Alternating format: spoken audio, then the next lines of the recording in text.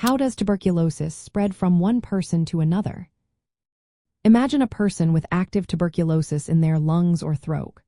When they cough, sneeze, shout, sing, or even talk, tiny particles called droplet nuclei are released into the air.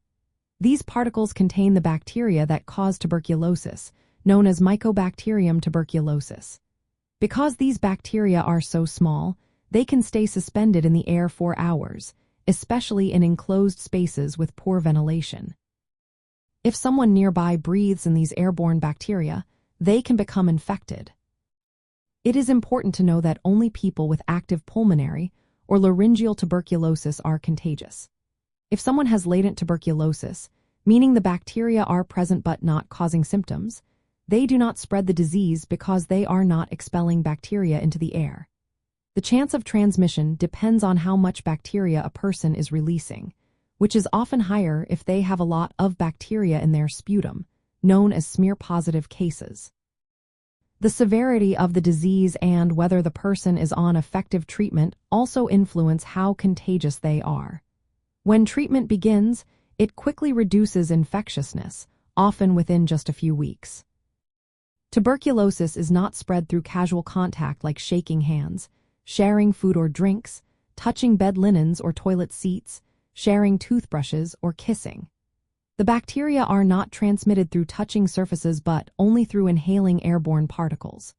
The risk of transmission is much higher indoors or in poorly ventilated spaces because the bacteria remains airborne longer and become more concentrated. Good ventilation and spending time in open, airy areas significantly lower the risk of catching tuberculosis.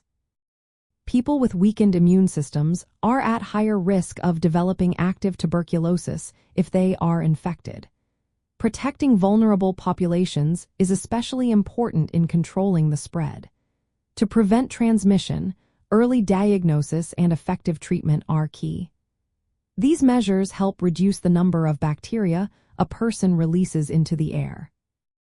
Infection control practices like improving ventilation and practicing respiratory hygiene, such as covering your mouth when coughing, also play vital roles. In summary, tuberculosis mainly spreads through inhaling tiny airborne particles expelled by someone with active lung or throat tuberculosis during activities like coughing or singing.